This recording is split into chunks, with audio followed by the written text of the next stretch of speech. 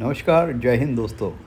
चाहे आप पाकिस्तान को भला कहे, बुरा कहे, जो भी कहे, लेकिन ऐसा लगता है कि इस देश में कुछ ऐसी बात है जिससे वह चर्चा में बना रहता है।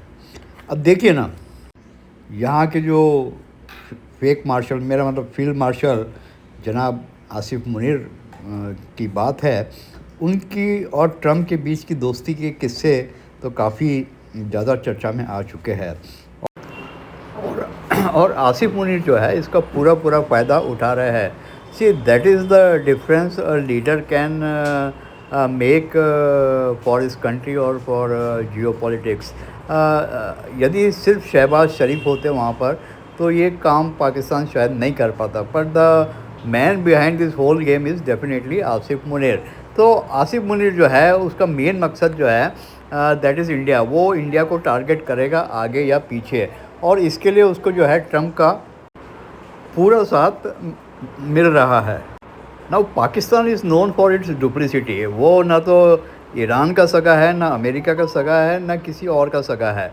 So they are definitely going to play their tricks behind the scene, but as of now they are trying to show or project themselves as peace lover country. तो ये जो है ये एक बहुत बड़ा चेंज जो आसिफ मुनीर ला रहा है, that is to change the image of Pakistan globally, and definitely this will help them at least to some extent and temporarily.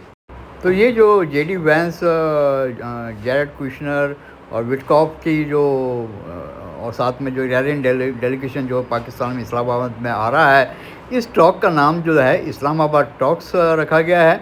और इसके लिए इन्होंने का जो है एक लोगो भी जारी किया है, which is now being broadcasted by all the TV channels, specially जो अल जज़ीरा है वो तो इनका पूरा इनको बैक करता है। साथ में गार्जियन जैसे और दूसरे जो न्यूज़पेपर और या मीडिया चैनल है, they are also projecting Pakistan as the peace lover.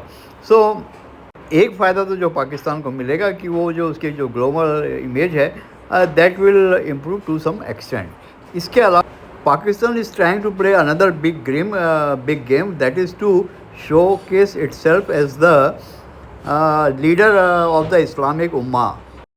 देखिए, पाकिस्तान के पास न्यूक्लियर बॉम्ब है जो और किसी इस्लामिक कंट्रीज़ के पास नहीं है। तो पाकिस्तान इसका पूरा पूरा लेवरेज ले रहा है, और ये जो मीटिंग कराई है इसने इस्लामाबाद और यूएस के बीच में, इससे उसने अपने आप को इस्लामिक, कम से कम इस्लामिक देशों में वो अपना वजूद जो है पेश कर रहा है। तो पाकिस्तान को जो है कुछ तात्कालिक लाभ तो डेफिनेटली ये जो इस्लामाबाद टॉक्स है इससे मिलेंगे, लेकिन क्या उसे लॉन्ग टर्म बेनिफिट्स भी मिलेंगे? आइए इस वीडियो के बाद उस पर चर्चा करते हैं।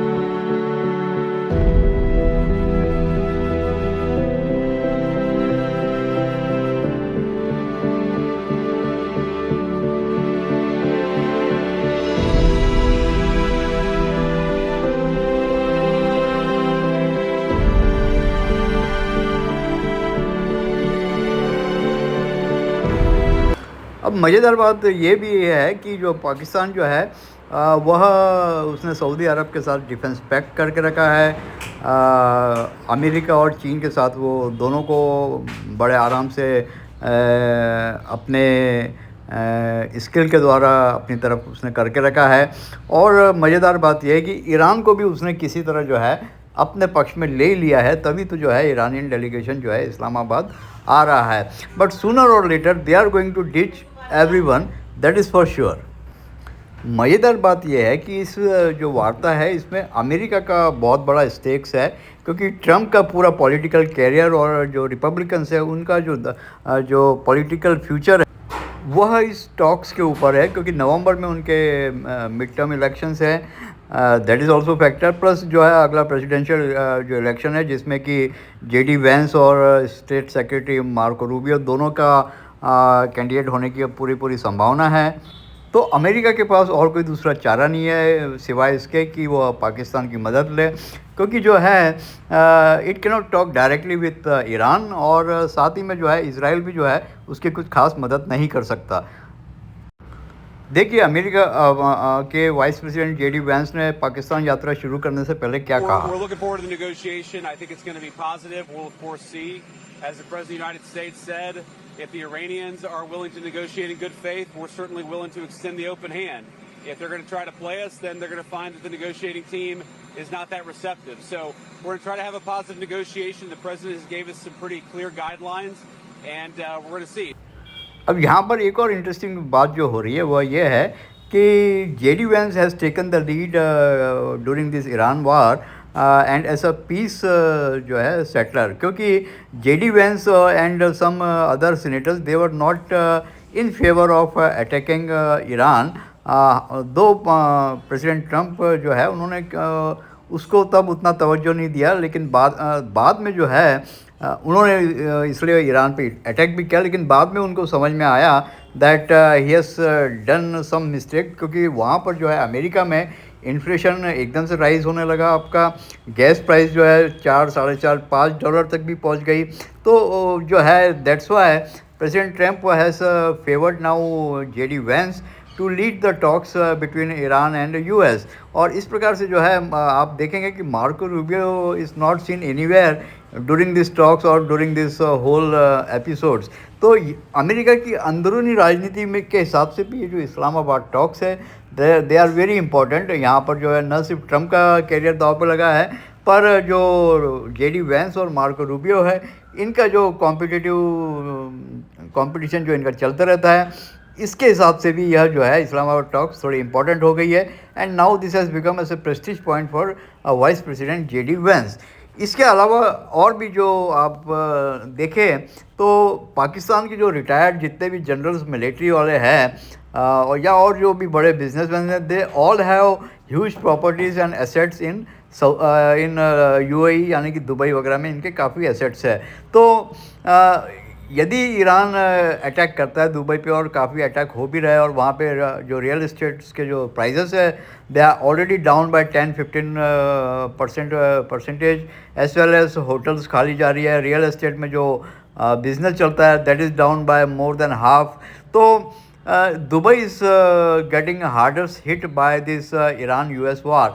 और पाकिस्तान के जो जर्नल है वो सारे के सारे दुबई में बैठे हुए, तो ये तो सीधा सीधा उनका नुकसान होगा ना, वो वहाँ से कहाँ भागेंगे। देखिए पाकिस्तान के जनरल जो उनका कमाया हुआ धन है, ब्लैक मनी जो है, that is either in Dubai or in Canada and to some extent in some parts of Europe, that is how they have spread themselves, और कुछ जो है अमेरिका में भी है। पर इसलिए जो है इसलिए भी पाकिस्तान के स्टेक्स थोड़े से ज़्यादा है, and it is trying to act as a peace negotiator. Actually it is peace facilitator, not mediator. Mediator देख अलग होता है, फैसिलिटेटर जो है वो अलग होता है। फैसिलिटेटर का काम जो होता है अपना इंफ्रास्ट्रक्चर यानी कि अपनी हॉस्पिटलिटी को पेश करना, and not to act as a mediator between the two parties. तो ये डिफरेंस भी जो है बहुत इंपॉर्टेंट है और गौर करने लायक है। इधर अमेरिका ने जो है अपना तेवर फिर से बढ़ा दिया है, दे आर अगेन थ्रेटनिंग, जैसे कि आपने जेडी वैंस का जो निकलने से पहले स्पीच सुना, they have increase their rhetoric against Iran.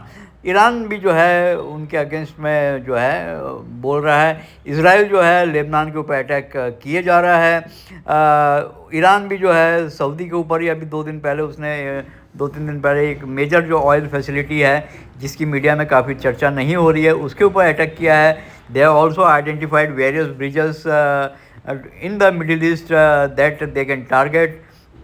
तो ऐसा नहीं है कि ये जो टॉक्स हो रही है इससे सारा मामला जो है सुलझ जाएगा। ये जो है एक you can say this is a comma sort of thing, this is not a full stop. और जो है ये थोड़ा सा ब्रीदर देगा specially to US also, and जो प्राइस राइज हो रही है ऑयल की उसको भी थोड़ा सा कंट्रोल में लाने के लिए ये जो है ये इस्लामाबाद टॉक्स या जो पाकिस्तान जो करने की कोशिश कर रहा है। तो there are various factors behind this ये जो टॉक्स हो रही है यूएस और ईरान के बीच में। तो no one is expecting major I think breakout from this talks. पर यह है कि कुछ देर के लिए सभी को, कुछ दिनों के लिए सभी को एक ब्रीदर मिल रहा है। So that is more important.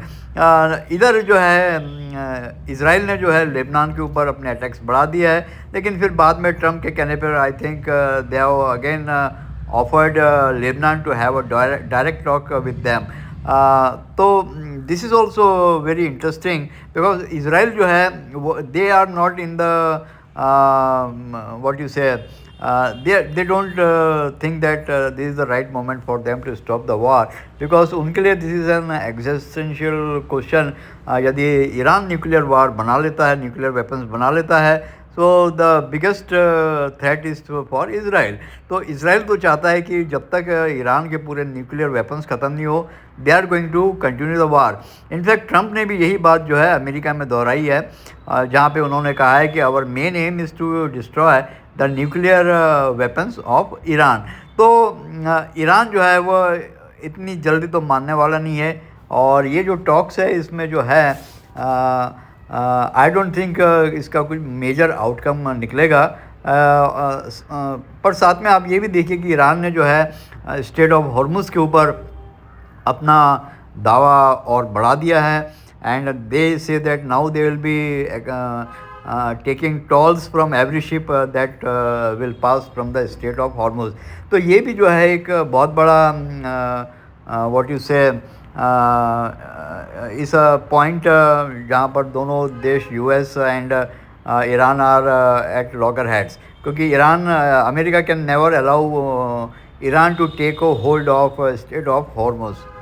तो ये जो ईरान यूएस वार है ये बड़ा पेचीदा है। इट्स नॉट दैट सिंपल कि आपके पाकिस्तान इस्लामाबाद में इसके ऊपर मध्यस्थ हो जाए। पर बात यह है कि JD Vance wants this talks to look positive. तो जेडी वैंस किस हद तक जाएंगे ईरानियन डेलीगेशन को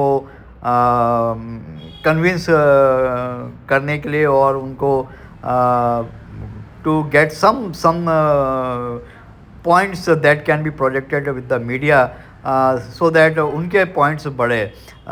तो ये जो है this is the important thing. So what we have to see कि जो ईरान और यूएस की जो टॉक जेडी वैंस लीड कर रहा है उसमें उनको कहाँ तक सफलता मिलती है।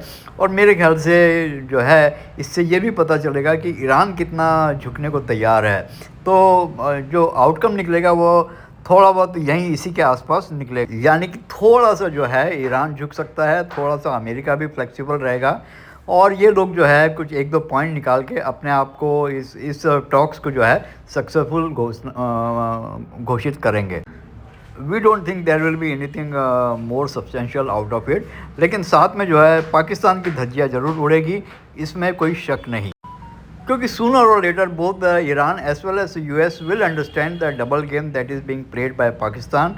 तो पाकिस्तान को के ऊपर यह टॉक्स जो है भारी पड़ेगी लॉन्ग टर्म में, शॉर्ट टर्म में ज़रूर उनको थोड़ा सा बेनिफिट मिलेगा। That's all, thanks for watching. Please like and subscribe to our channel to understand the intricacies of geopolitics. Thanks a lot.